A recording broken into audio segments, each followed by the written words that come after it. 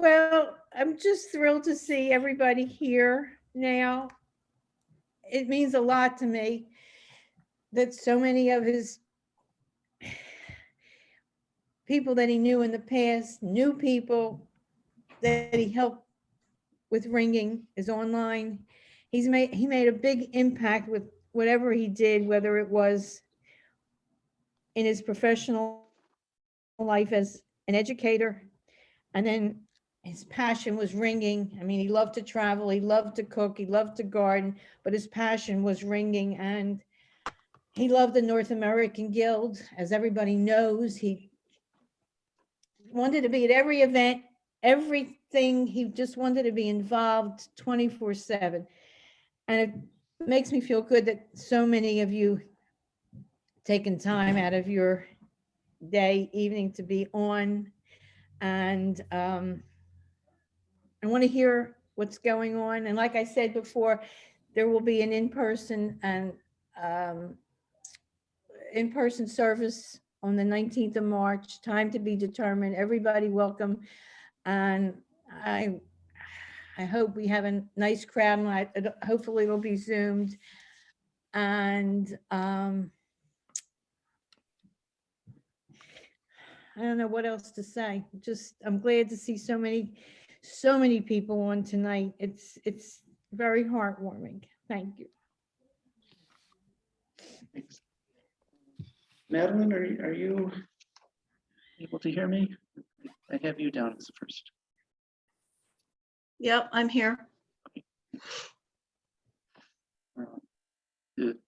Feel free to go ahead. Yep, please. Okay, so I wrote some stuff down for a script, but I don't know whether I'll stick to it or not. I can't really remember the first time I met Bruce and Eileen, but I suppose it must have been at the Toronto dedication in June of 1997. That weekend was crazy, exhausting, and chaotic, and there was a peal of Stedman sinks, and Her Majesty was there. Bruce rang 13 quarters and 1 peal in Toronto, and perhaps lost a few, and was a member of the band who rang the first ever quarter peal in Toronto in 1997, June 1997. Since then, we've welcomed Bruce and Eileen to Toronto many times and enjoyed their company both in and out of the tower. Bruce's expertise in teaching at any level has been evident in Toronto during all these visits, every single time he was there. Regardless of the ringer's competence, Bruce was always quick to offer guidance and special tips and to share his experience whenever he saw a need. That willingness to share was a special gift, and one which cannot be duplicated. So I took on the role of the president of the North American Guild from Lynn Barnett's very competent hands, and promptly felt totally and completely lost. But Bruce had my back, no matter what the issue, and there was a lot of issues. He was there to assist, and again with guidance and expertise, and occasionally, to yank my chain, which was needed now and then. He and Tom Miller did a very good job of that, for sure. It was not difficult to give back the leadership of the Guild to Bruce, as I knew that it would be in much more competent hands than mine. The Guild as a whole and every member has lost a guide. Personally, I have lost a mentor and a friend, and I'm so sorry, and I can't talk anymore. Thank you, Madeline. Thank you.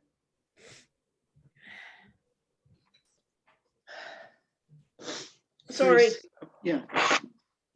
Thanks. Teresa, are you there? Yes, I'm here. Great. Go ahead. And like Madeline, I tried to jot down a few notes. God knows if I'll be able to stick to them. But I first met Bruce on a ringing trip up to Philadelphia, and yeah, I ended up going back so often that Philadelphia felt like a second home tower. And a lot of that was down to Bruce and Eileen. When you arrived, you're greeted with a lot of warmth and big smiles from both of them. And I mean, I can hardly remember a time when they weren't a part of my life, ringing and otherwise.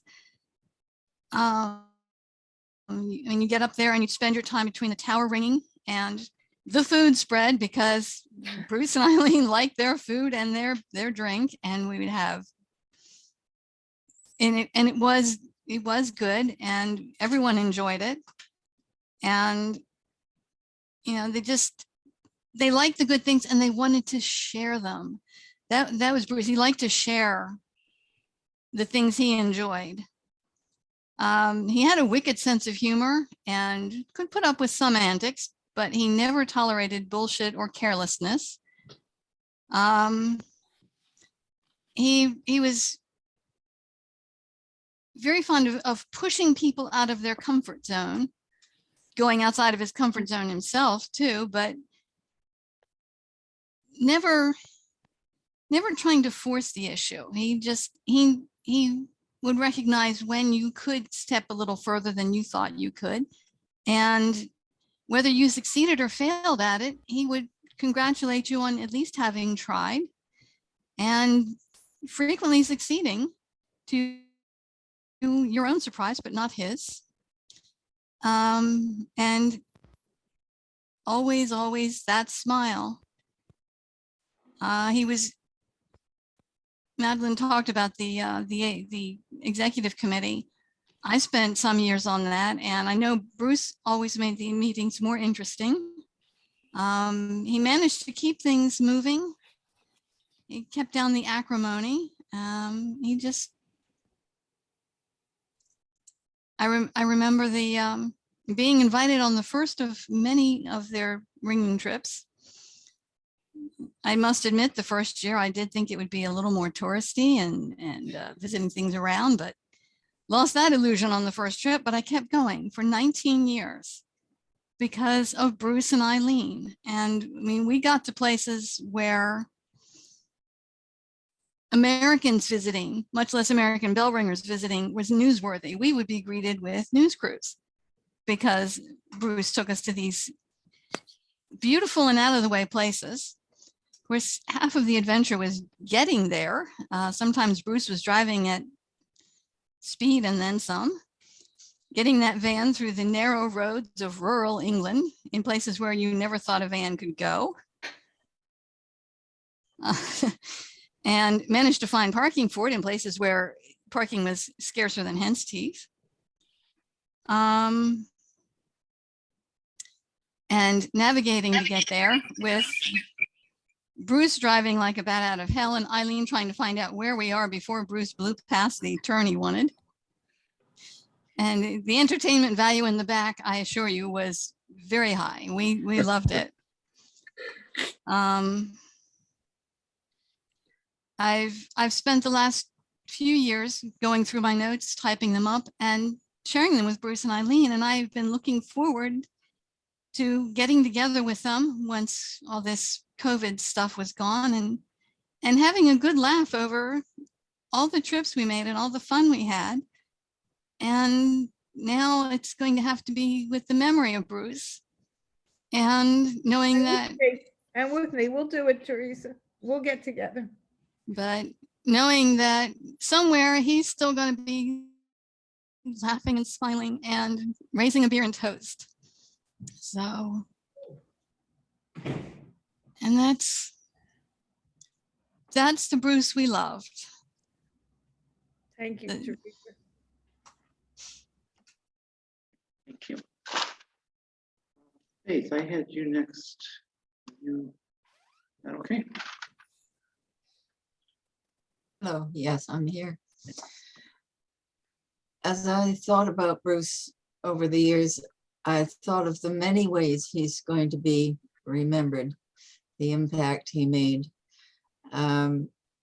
He will certainly be remembered internationally. I see that Simon Linford is with us, and I hope he'll tell us some about that.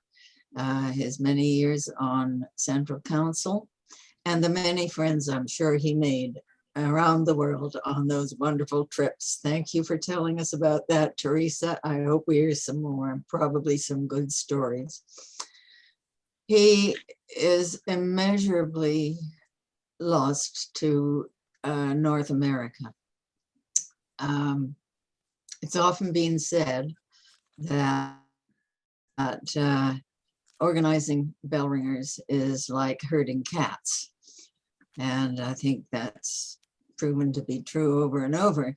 When you get such far-flung, disparate, type A personalities all together, it's a miracle to get them going all in the same direction. And Bruce managed it. I think that it's a real testament to his leadership skills that he was able to work with the people that we elected to the executive committee of the North American Guild, to work with them to bring out their best attributes, and to be able to ignore some of the quirks that we all brought to it. Certainly in BC, we will remember Bruce very fondly. As Madeline and Teresa have said, he's sure spread himself around. He visited us many times. It was always much appreciated when he would come out and visit us just before we were planning to handle an annual general meeting, because he had been to so many himself and organized so many himself that he was able to give us tips and pointers. And speaking of tips and pointers, the Victoria Ringers remember him particularly fondly. There was discussion after we heard about his death, and some very poignant memories. But what came out of it was that he was consistently encouraging, as has been said by Madeline and Teresa. He always was positive. He found something good to say about you, even if you had really messed up, but enough to keep you going, to keep you wanting to try harder and to do more. I think that was a hallmark of Bruce. I think we're going to miss him, but of course the person who's going to miss him most of all is Eileen. And Eileen, you have our heartfelt condolences. I know. We know. feel very much for you, and we hope and pray for the strength for you to carry on and to work with us as Bruce did. We still need you very much. I know. I always said, he might be the president, but I was the first lady. He said that with, everything he did with the Civic Association when he was president of that, president of North American Guild. He said, I was the first lady, and we were a team. I mean, everything we did, especially since we retired in 2006, everything we did together. He wouldn't let me go to the mailbox on my own. So it's going to be really hard, but I have to stay focused, and if I keep myself busy and active. Well, we will be thinking of you, and we certainly believe that Bruce has earned his rest, and we hope that he rests in peace and that light perpetual shines upon him. Thank you, but it was too soon.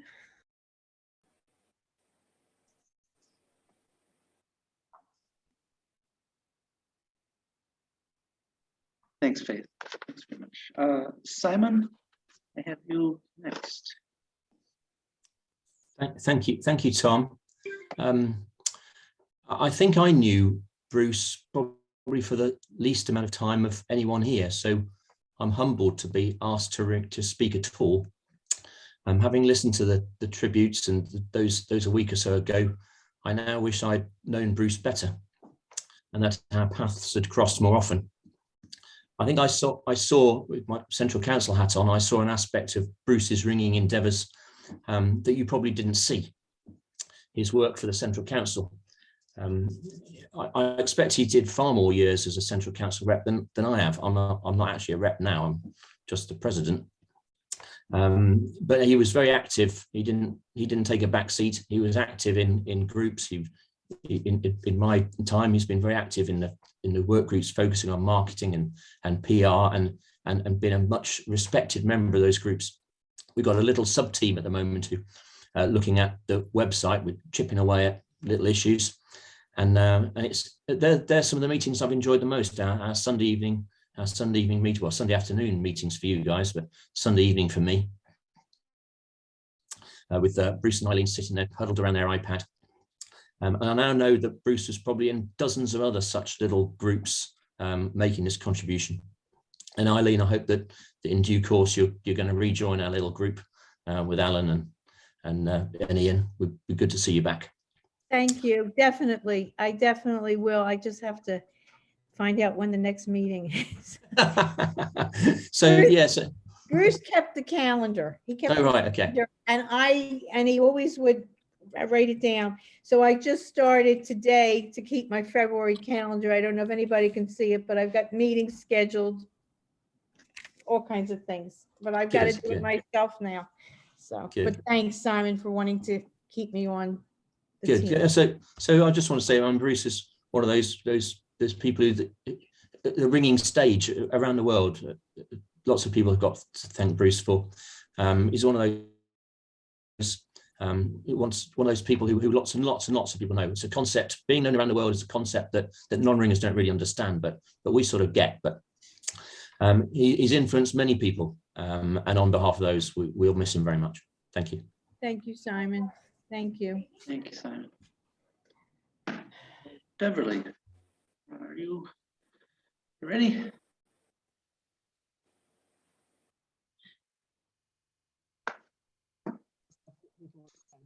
Beverly, are you there? I've known Bruce and Eileen. Oh, perfect. The first time we met them was Can't hear you, Beverly. in 1980. And Beverly, can I have you pause for just a second? It's real hard to hear you. Is it possible you can get closer to the microphone? I could getting the volume way out. Is that better? Yeah, that sounds better to me. Okay. Thanks. I'll start again. We met Bruce and Eileen when we went to the spring dinner in 1990, and I'd only been ringing for about 5 months, I think, at the time. So I was sort of overwhelmed by everything. But we had the AGM that year, and the course was run by Bruce. At that time, Eileen and I were both students. You can believe that. So that's sort of the beginning of what I learned about how to learn to ring. And soon after that, they started the tour. Peter and I were invited on the 1993 tour. I've been to almost everyone since then. I think I've missed maybe 3, mostly because of the last one, because of the Central Council that I was involved with, the very last one that was a live one. But so many things that I've learned about ringing was thanks to Bruce, from those courses and from all the ringing on the tours that we were able to do. I also was involved 11 years on the executive, where he was the president for 10 of those. And I learned an awful lot from him there. He helped with, Peter and I were the main people that ran the AGM in 1993. And I don't know what we would have done without Bruce and Eileen with that, because they've helped a lot. Our local tower, we didn't have that many people, so we could really use the help. Of course, I was involved with him in the Central Council as well. I was in a committee with him for 11 years. So I saw a lot of him that a lot of you have not seen, but I was always welcome for all the things that he was able to do. Back to the tour, which both Teresa has mentioned. We went to so many places that I never would have been able to go to without that. I mean, one year we did all 4 countries in the UK.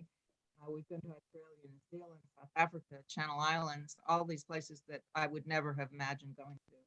otherwise, and being able to ring at all those amazing places. And unfortunately, we were so many places we wanted to do in Europe that we never made it to. But maybe we can do that later. Who knows? I guess the most important thing was not just the ringing. Thanks to Bruce and Eileen, they've ended up being some of our closest friends, and we will miss Bruce a lot. And I know Eileen needs to know that you're still part of us, and we're here for anything you need, Eileen. Thank you, Beverly. You I know, just want, the only other thing I wanted to say is it's not just us, it's not just the NAG, anybody in the world that anything to do with ringing, and a lot of other people that had nothing to do with ringing are going to miss him so much.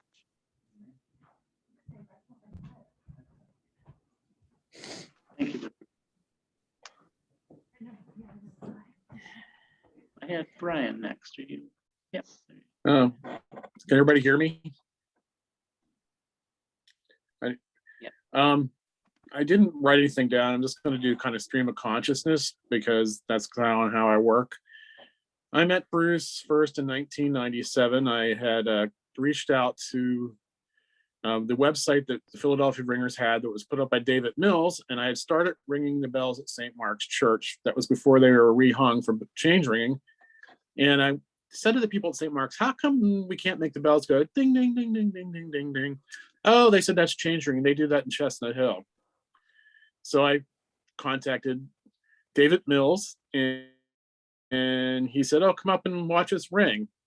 And I showed up, and lo and behold, it was right when they were going to lunch. They put me in the hands of Donald Trumpler, who gave me my first lesson. And that's another story for another day, but it did not end well. Let me just put it that way. And after that, in April of 1997, I learned to ring, and I was welcomed. And at one point, Bruce said, you know, you're lucky you're in Philadelphia, because if you were in some other tower, they wouldn't have time for you, because all they want to do is ring surprise major and surprise minor, and they wouldn't bother with somebody learning how to ring. You're lucky. And I was lucky, because Bruce put up with me and put up with my shortcomings, but we hung in there, and we rang a lot, and we drank a lot, and we sure had a good time. Bruce was a very accomplished ringer. I mean, we didn't ring a lot of peals in Philadelphia after I started ringing, but if you walk in the tower at St. Martin's and you go up the steps, you can see all these little calligraphied things that David Mills wrote, and they rang a lot of peals at St. Martin's back in the late 90s, early 90s. They had a good group of people then that liked to ring peals, but Bruce was more of a teacher. And he taught a generation of us at Philadelphia how to ring. And those were heady days back when St. Mark's was new, and we were recruiting people and teaching, and we traveled. We went, I mean, there was nothing to think about. We would rent vans and go to Washington several times a year and ring at the cathedral and the post office. We would go up to Kent and Brewster for their meetings. And it was a delight. I mean, it was just wonderful. We would drive up and eat and drink, and it was just always a good time. Bruce liked to drive. Bruce had a thing about cars. He liked fast cars. I mean, when I first knew him, he had a Ford Probe, and then he got this Mazda that had the rotary engine in it, and then that kind of died, and then he got this Mustang, which is his most recent car. And all the cars were hot cars, and he liked to drive. There's not much more I can say. I mean, in our lives, we have our family that we're born with, and we have the family we choose. And Bruce was definitely, I consider him my family. Him and Eileen, we did a lot together, and we had a lot of fun. And oh God, I'm gonna miss it so much. But Eileen and I, we're gonna still hang out and do stuff and ring. definitely. And Philadelphia will continue, but it will never be the same. No, it will never be the same. My life has changed forever. And I'm gonna miss the roast beef. Bruce made the best roast beef sandwiches, quarter per weekend every year. And I don't know how many hundreds of pounds of beef the two of us sliced up together, but it's got to be a few hundred pounds over all those Yeah. years. Thank you, Brian. We got to talk soon. Yes, definitely. Thanks very much, Brian. Lynn Barnett, I had you next. All set? Thank you. Thank you, Tom, for inviting me to participate today. And Eileen, oh, my deepest condolences. I'm so sorry. Thank you. Thank you. We just talked to you. It wasn't that long ago that we talked to you.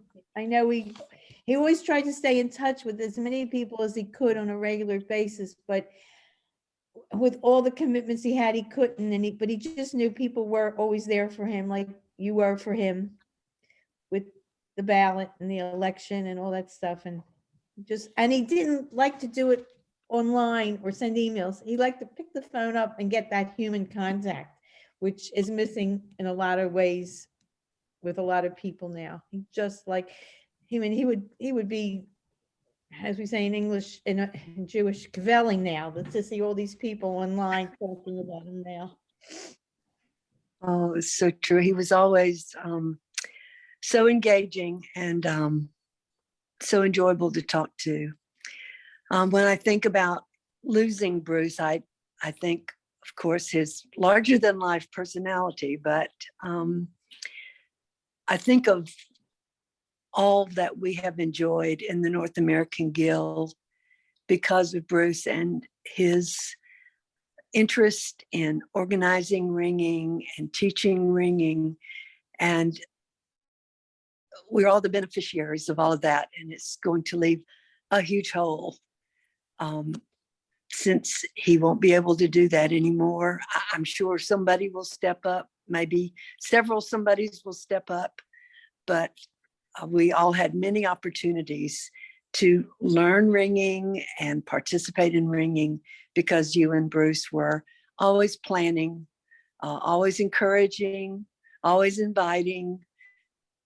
It's just a unique opportunity It was a that you labor. all provided. It was a labor of love for both of us to organize and plan and schedule. We worked so well together. We really did, as most people know. Thank you. You were definitely a team, and I always knew when I was on the phone with Bruce that you were right there. Right. I could hear you helping him remember what it was he was going to do Right. on the phone. Lists. He had lists and lists, and he would check them off, the Civic Association list and when he was working the Girls High list and NAG list and Central Council list and Philly list. He had lists and lists and lists, and that's how he operated. And I would say, well, this is still on your list, Bruce. So. Well, my other association with Bruce was, of course, we worked together on the executive committee for a few years, and all the things that he did for the Guild in that capacity are really amazing, because not only was he not only president, but another officer for quite a few years, but he was also, as Simon also already mentioned, he was representative to the Central Council for years and years and years. And as Simon said, it's hard to go anywhere in the world that somebody doesn't know about the Butlers. He made connections.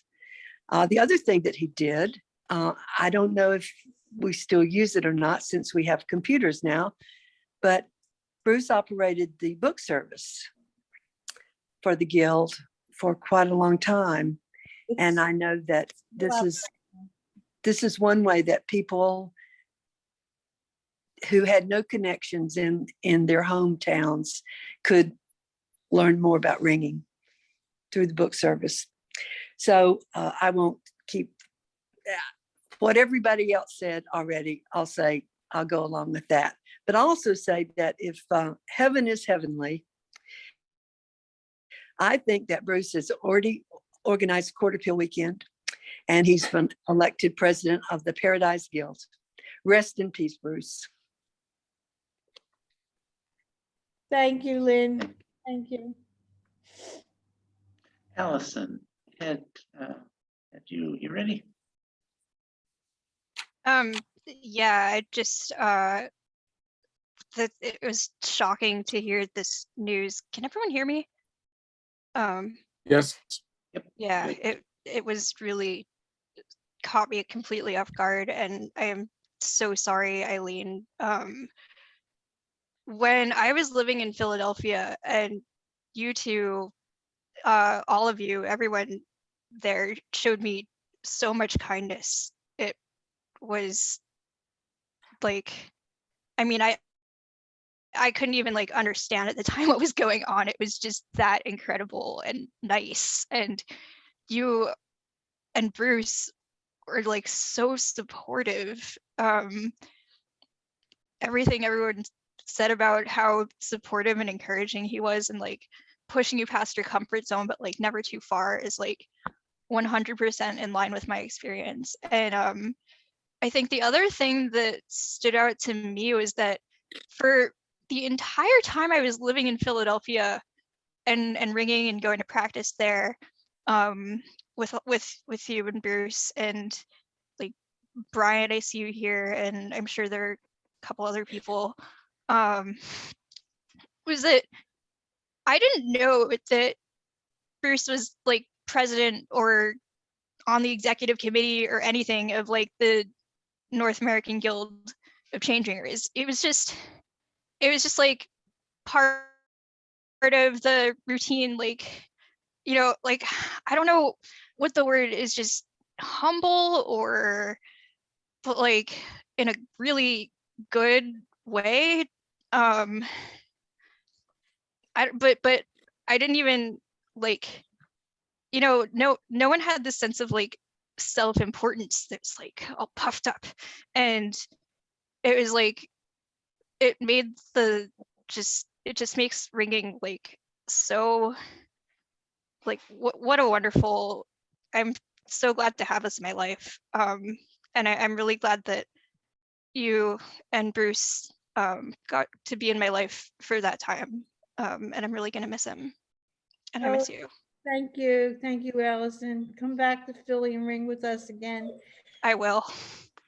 Thank you. I'll be there in March, if not before. Oh, that's great. Thank I'm you. booking my train tickets now. Okay, thank you. Thanks, Allison. Chris and Helen. Ready? Muted. We are now unmuted. Well, I'm Helen and I'm going to go first.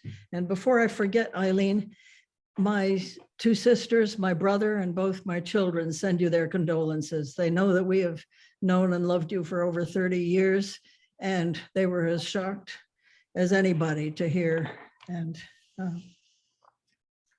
I wrote my notes. I went on all but 3 of the 37 ringing tours that Bruce and Eileen organized and led outside the US. So in 34 tours, many of them 2 weeks long, that adds up to more than 1 calendar year I spent in Bruce and Eileen's company.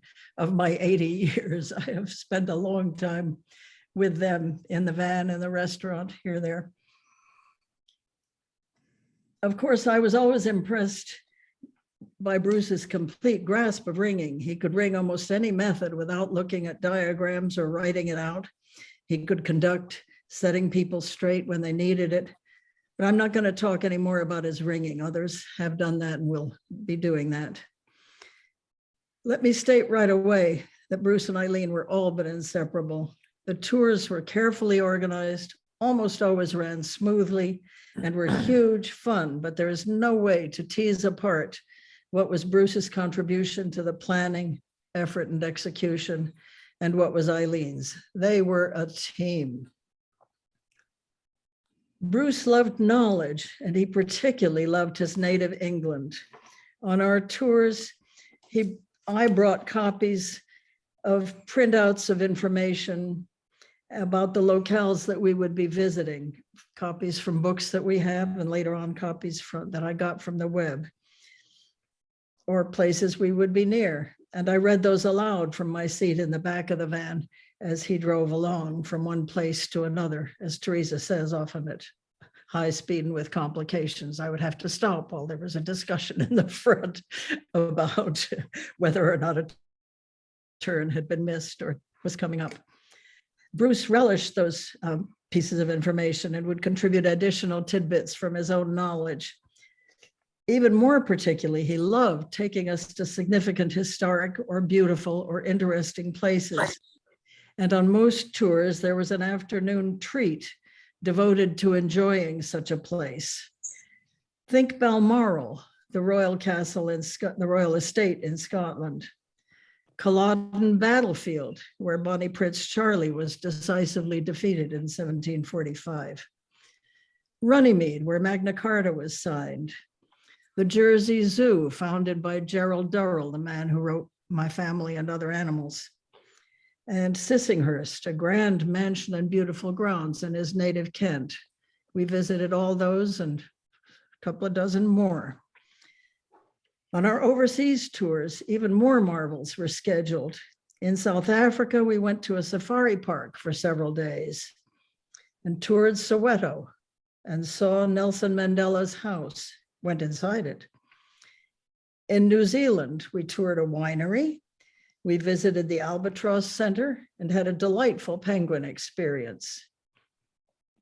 In Australia, we visited Port Arthur in Tasmania, a penal colony and convict settlement where you were to take on the persona of one of the convicts and go through the thing trying to walk in that person's shoes. It was very sobering. And we had a mini vacation on Kangaroo Island with a wildlife guide driving and escorting us around and cooking our meals.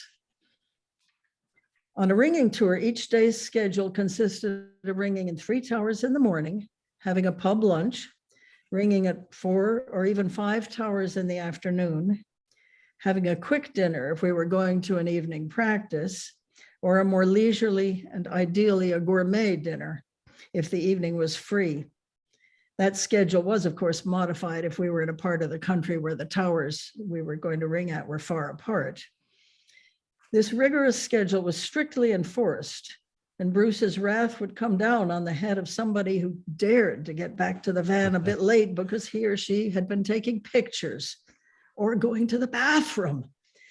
But he didn't stay mad long. He knew the pictures would be great fun to look at in the future. And after a mutiny in the ranks, he accepted the fact that loo stops were simply necessary. Bruce loved the wacky, the unusual, the unexpected. He enjoyed seeing a weird artifact in a ringing room on the wall or in a corner, or a strange looking house or a barn or some other feature. And he was a tease. He would say something provocative, and his victim would predictably take the bait. He would then pull back a bit with twinkling eyes and a smile in the corners of his mouth. Bruce truly enjoyed surprises and making us guess what. A good example is the tour reunion dinners that took place at their home in Philadelphia in December for the participants of that year's tour. They tried to make the dinner reflect that year's tour, and in particular to cook things that we had enjoyed on the tour. So after we went to Scotland, he served Cullen skink, smoked fish soup, as you may know. After a tour that included East Yorkshire, we were served roast sirloin of beef with Yorkshire pudding, of course. Fittingly, dessert that year was Magnum bars, a tour snack favorite. Ask Alex Taft about that, or me.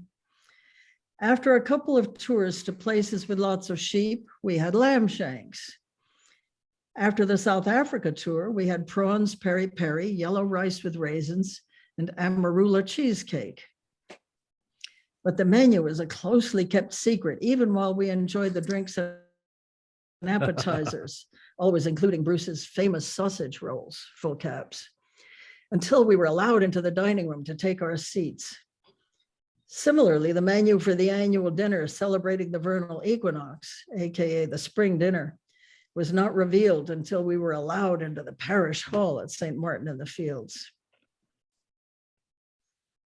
I have focused on the fun that Bruce so loved and we all enjoyed. I expect others have emphasized and will emphasize the service he gave to the NAG as president, running the book service, visiting towers, and organizing and participating in numerous AGMs and other events, and representing the NAG to the Central Council in England. His passing leaves a hole that can never be filled. Thanks, Ellen. Thank you. You're very welcome. You know. I know, I know, I know. And Chris is a separate entity. Yes, those who have spoken before me have spoken very well indeed. I'm going to talk about the tours as from the point of view of a longtime bell ringer. I learned in Chicago. In my 1980 Ringer's Diary, I had a little note, St. Martin in the Fields, because I knew that was coming on track for North American ringers. And 1981 is the first time I rang there. That's before Bruce. That's before Bruce, but St. Martin's has become our second home, and Sue Devised as well, because ringing home, because Bruce made it happen. St. Martin in the Fields, and to a lesser extent, St. Mark's a little later, became the social center of North American ringing. And I have been on just, I think, about all of the Bruce and Eileen tours, and it's been a wonderful privilege. I've gone all over the world to ringing centers. The only place that we hadn't done yet was Europe, continental Europe, and that was next on the list. And oh my gosh, I've rung on nearly 3,000 bell towers, and it has made me what I consider to be a world-class ringer out of a person who just was a ringer without a tower. We didn't have our tower in Rochester until 2015. And Bruce and Eileen were instrumental in helping us to get that off the ground, ringing in the first couple of peals. Bruce has been a brother to me, really. I know him that well. And Eileen, sister. And thank you both so much for making me, at least as far as ringing is concerned, the person I am. I am so much in debt to both of you. And I think that's enough. Well, you know, Chris and Helen, how he felt about the two of you. You've been so supportive of all of our events. And I know it was a two-way street. But he always knew that you made that 6.5-hour ride down, usually bringing Sue and later Bob Crystal coming along. He always knew that if you could, you'd be at our events. So we appreciate that. Yeah. I've just heard about March 19th. We will try to be there, but I haven't looked at the date book yet. And Bob Butler, thank you for being on this track. One of our Ithaca ringers way back when we were still in hopes of a bell tower, but we're doing very active handbell ringing. Well, I hope you can come because Chris, I'd like you to ring some handbells in the service. I'll be there if I can. Thank you. Thank you very much, Helen and Chris. Alex, I had you next, please. Yeah, can everybody hear me all right? I'm gonna just share my screen briefly because there's a picture that some of you have seen already that really just captures a lot of the history of Bruce, Eileen, and me. I'll leave it up while I give my remarks here, but hopefully everybody can see that now. As an introduction, I'm again Alex Taft of Washington, D.C., and I've enjoyed the camaraderie of Bruce and Eileen now for more than 25 of my 40, almost 41 years. And like everyone here, I anticipated many more years with Bruce. From the first time that I had met the Butlers, they had took me under their wing and made me feel part of a greater community of ringers from across the world. I would not be the ringer, the person, the husband, or the father that I am today without them. They're family, and as I've said before, losing Bruce has felt like losing a father. I remain thankful for the time and the beers and the wine and the scotch that we've enjoyed, and for my continued friendship with Eileen today. I can think of literally hundreds of funny, entertaining, and charming stories of Bruce and Eileen over the years. Far too many and too long for this format tonight. I could recollect our first meeting at Quarter Peal Weekend in 1996 when I rang my first quarter peal tenoring behind at St. Martin's while still actually on crutches, having recovered from recent surgery. I could talk about the honor that I felt of being invited to join them on a tower and, as Helen pointed out, Magnum bar grabbing tour in England at the ripe old age of 16. I will plug Matt Austin's Ringing podcast, Trebles Going, and encourage you to listen to episode 26, The Kids of Kent, for more details there. He did a really nice job capturing a lot of that. But rather than tell you any individual stories, I think I'd rather tell you about how Bruce and Eileen have impacted me, and I'm sure many others over, as a whole over all these years. To put it simply, there's never been a time, ringing or otherwise, that Bruce didn't make me feel included. He was gifted in many wonderful ways. We've heard countless recollections of just what a great teacher he was and great person in many, many ways. But I think that was his true superpower. He made you feel included at every event I've ever attended. And really, most importantly, starting with those early events in my teenage years, as you can see on the left.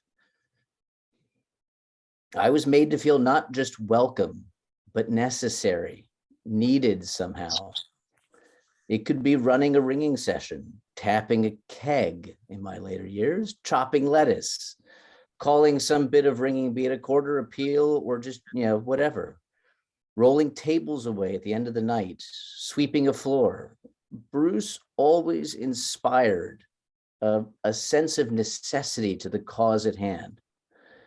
That was really a fundamental thing for a teenager who, I suspect, like most teenagers, had a hard time finding where he fit in the world. And it really laid a bedrock for a desire to become a lifelong ringer. But more importantly, to become a lifelong friend to Bruce and Eileen.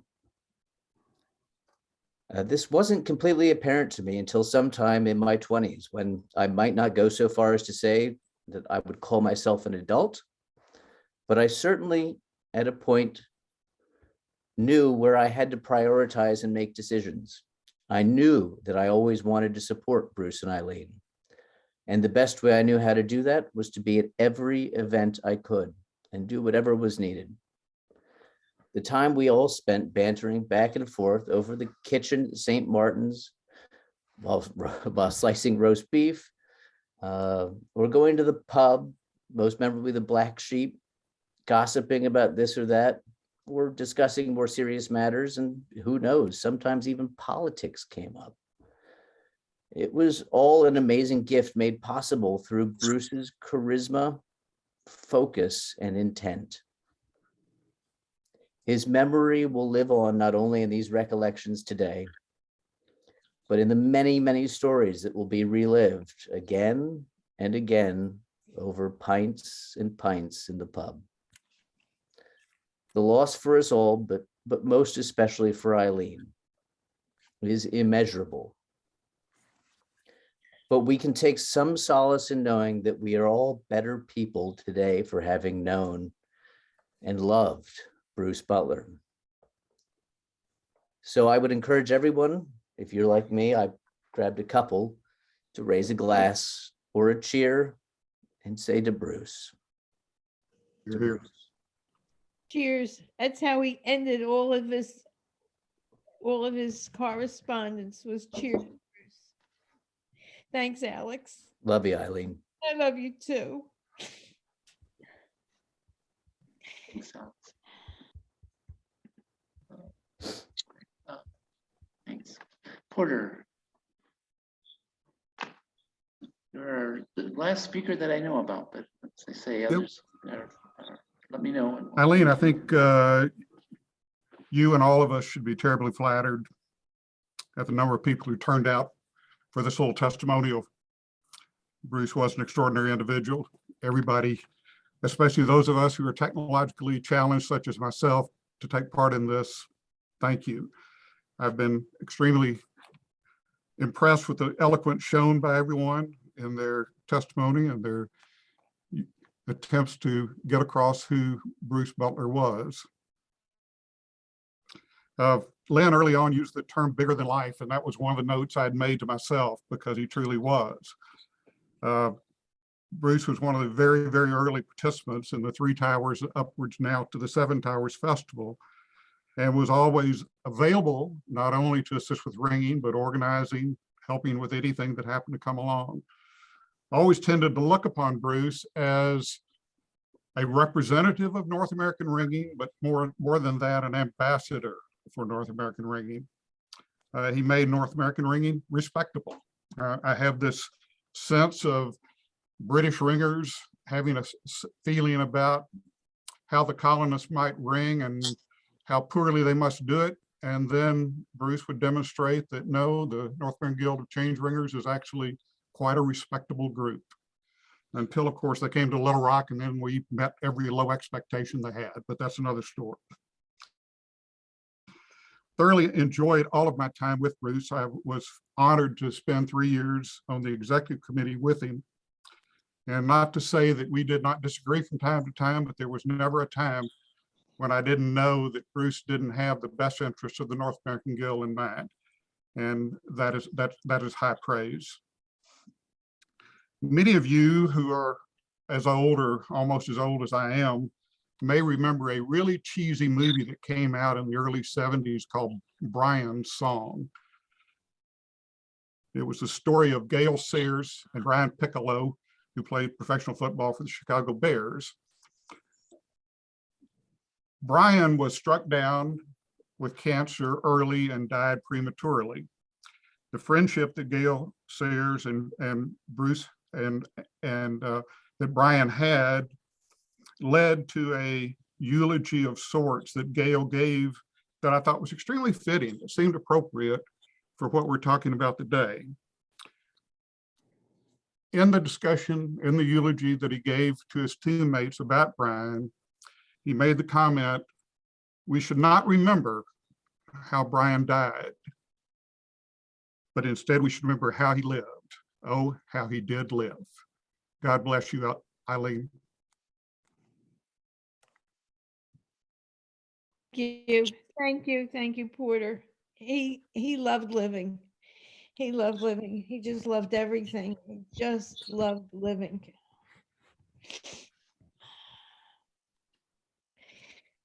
Thank you, everyone. I'm going to stop the recording, but we can certainly